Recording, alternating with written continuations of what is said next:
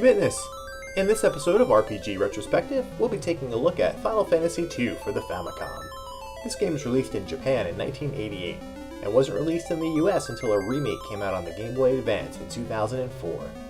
However, thanks to the hard work of the folks at Neo Demi-Force Translations, hardcore Final Fantasy fans like myself were able to play this in English way back then. Probably around 2000, maybe a little bit earlier. For better or worse, let's dive in. For this video, I used a newer revised patch from Chaos Rush, which you can find at the link in the description. If you want to see more RPG or Final Fantasy content, click on the playlist links in the description. Final Fantasy II is a landmark in the franchise for a number of reasons. One of the first things you'll notice is that you don't create a party like you did in the first game. Instead, you start with 4 pre-created characters. These characters have canonical names, but they can be changed. When I made mine, I mixed up Guy and Leon. Whoops. This game also contains the first scripted battle in Final Fantasy history, where the Imperial soldiers wipe out fleeing heroes. This is where the greatly expanded story, written by Kenji Terada, begins. While the storytelling available on the Famicom was primitive at best, Final Fantasy II features a greatly expanded story with many different important characters and tons of dialogue. While the limitations of an 8-bit game mean the characters aren't developed as much, we still get some sense of who they are through the dialogue that is presented. The beginning is also only one of a number of scripted scenes that take place throughout the story. Final Fantasy II is widely considered one of the worst, if not the worst, games in the Final Fantasy franchise. This is because of the bizarre growth system. Kicking off Square's tradition of fixing what isn't broken, Final Fantasy II scraps a traditional leveling system in order to introduce a system that changes the stats of your characters individually based on what they do. This means that while you cannot select characters or classes, you can level up your characters any way that you would like. There are no restrictions on what equipment each character can equip, nor what spells they can use. It's all fair game. You are rewarded with stat and proficiency growth for sticking to the same weapons, armor, and spells. For this playthrough, I decided to make Furion a paladin, giving him strong weapons and white magic. Maria is a mage warrior wielding destructive spells and swords. Guy is trained as a monk, exploiting the very broken bare-hand attack stats to do massive damage to enemies.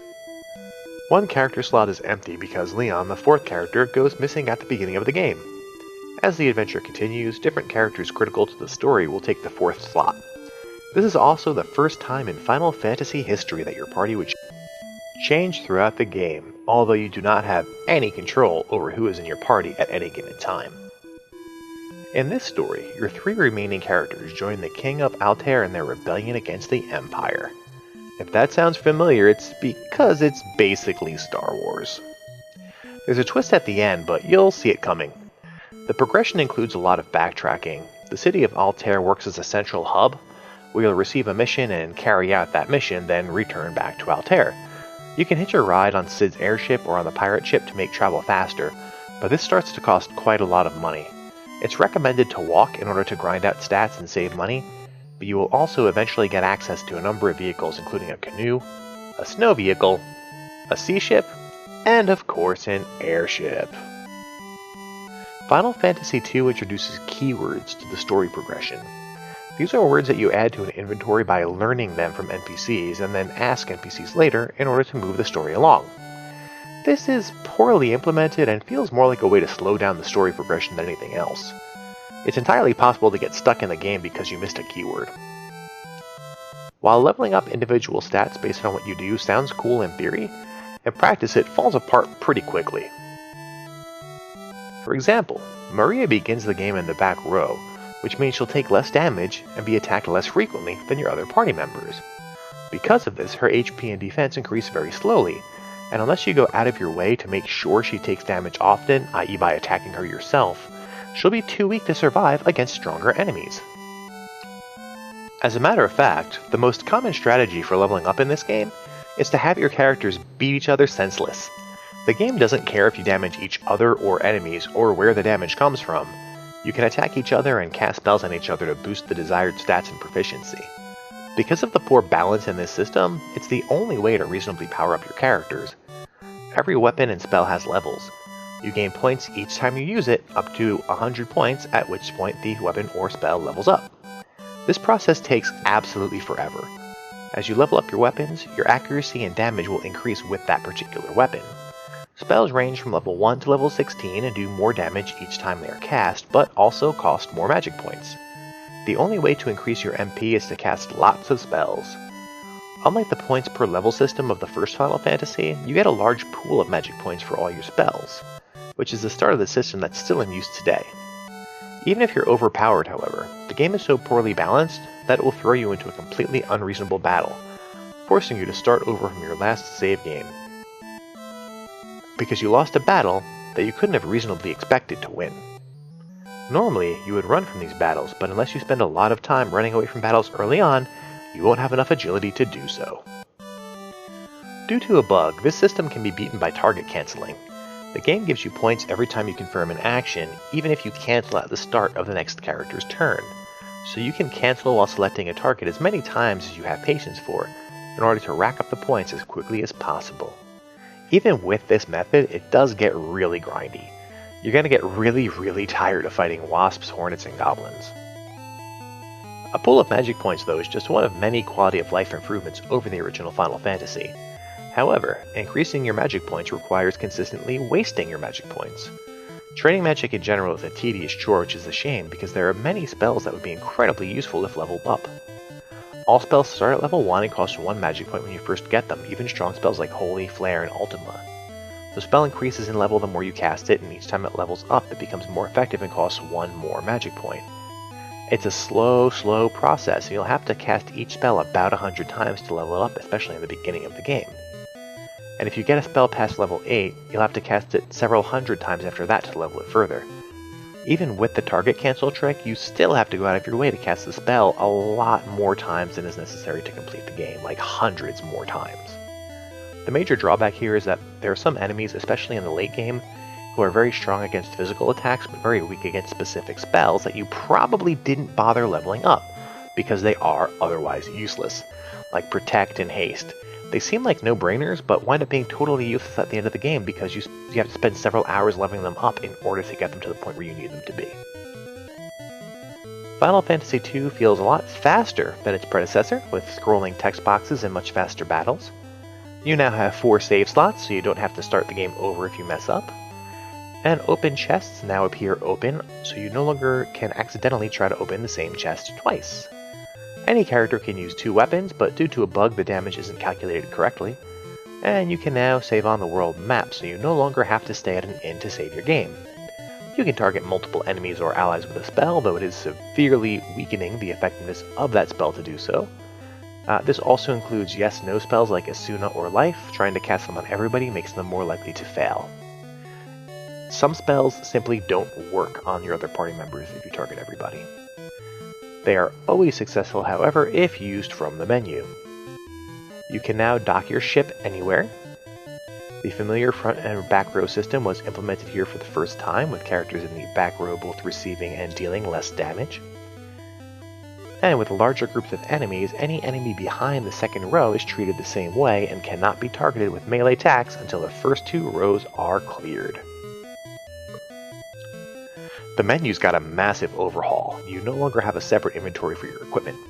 Everything goes into the same inventory. However, this includes both equipment and key items that you cannot get rid of, so they permanently take up space in your backpack. By the end of this playthrough, half of my inventory was key items, and there's no way to get rid of them. This winds up being a huge drawback because there are only 31 total item slots and potions don't even stack. Each potion takes up a spot by itself. This shortcoming is further compounded by the fact that status ailments are much more common and play a much larger role here than in the first Final Fantasy. For example, in the warship, you will be constantly inflicted with venom, hold, and blind. And I do mean constantly. You'll also be inflicted with paralyze, confuse, curse, and a host of other maladies. A lot of new items are introduced to cure the various status maladies that you'll encounter, like echo screens and gold needles, which would become staples of the franchise. Healing is still a little tedious, but at least there are multiple tiers of potions now. Thank goodness for high potions. Sorting through items, though, is a real nightmare. There's no automatic sorting of any kind. It all has to be done completely manually. There are now dedicated equipment slots, so each character can equip a weapon or shield in either hand, body armor, a helmet, gloves, and 2 items. You can equip potions or consumable items that can be used in battle. Those 2 final slots are for that purpose. There are also some weapons that can be used as items, and you can use a tome as an item for a consumable one-time cast of a powerful version of that spell. Shops and inns now have interiors that you can walk around in and often have multiple vendors selling different items. The shops still don't tell you what any items or equipment actually do, so have a guide handy. Magic is learned by finding tomes or purchasing them in shops and then using them as an item. The cost of staying at an inn is directly related to how beat up your characters are, and instead of reviving at the church, there's a goddess statue in each town that will revive a party member for free. You may have observed here that I mentioned some firsts. Final Fantasy II has many franchise firsts that were a lot of fun to discover. You can purchase the Phoenix Down, although they are really expensive, and you'll see the very first chocobos hidden in a single forest near Kashuan, which of course comes with the premiere of the chocobo music. You will also find consumable items that cast powerful versions of your favorite spells, as I mentioned earlier. For the first time, enemies drop items, but in this case they drop items instead of money. When that happens, you'll also find monsters occupying treasure chests with powerful items in them instead of being on fixed tiles like in the first game. You'll see the first appearance of bomb-type enemies, Marlboros, imps, and lots more familiar faces. You'll see the Holy and Ultima spells for the very first time, and you'll also see the first version of Dragoons, who are very important throughout the 8 and 16-bit eras. There are even some optional boss fights in the forms of dragons, who are very tough, and some special optional bosses that hide in chests in the very late game. There's a room full of giant beavers, which I swear I saw translated as Moogle in at least one version of the game, but those guys aren't fooling anybody. For the first time, elemental spells can be used to attack enemies who have an affinity for that kind of magic. For example, you can use healing spells to damage the undead. The Cain and Abel trope debuts here, which is later reiterated in Final Fantasy IV. You'll also have your first encounter with Leviathan, and there are some major changes to the overworld after a turning point in the story. The storytelling does kind of fall apart a bit at the end, and there are several false endings before you get to the real one. I think the dungeon designs are significantly better here than Final Fantasy I. Some feel a bit more like a maze and they're simply crying out to be explored, but they are still incredibly dangerous.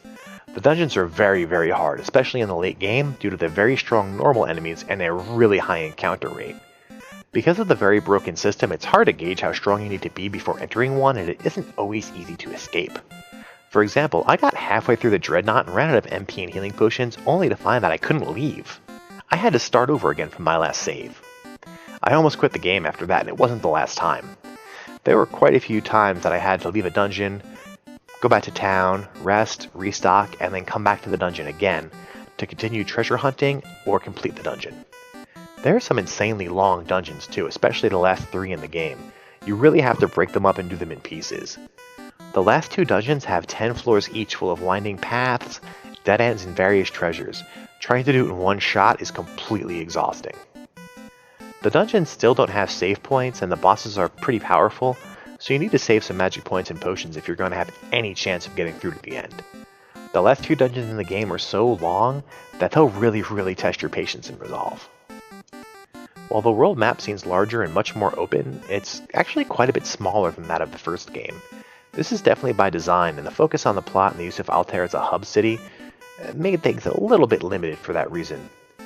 Although I think that the long dungeons I talked about before do make up a little bit for the lack of depth in the rest of the game. To reiterate that point, it's going to take you several evenings to get through these dungeons. Hironobu Sakaguchi directed this project and came up with the original plot, which was then turned into a storyline by Terada.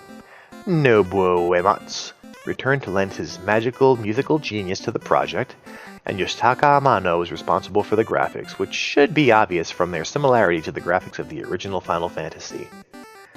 Seriously, Furion is just a slightly more detailed version of the fighter. A larger development team was used for this project, and that was headed up by Nasir Gabelli, who programmed the first Final Fantasy all by himself. But in spite of that, there are still quite a few bugs in the game, which I think was simply unavoidable. To create a game of this scope on an 8-bit console, it was inevitable that there were going to be some kind of bugs and glitches.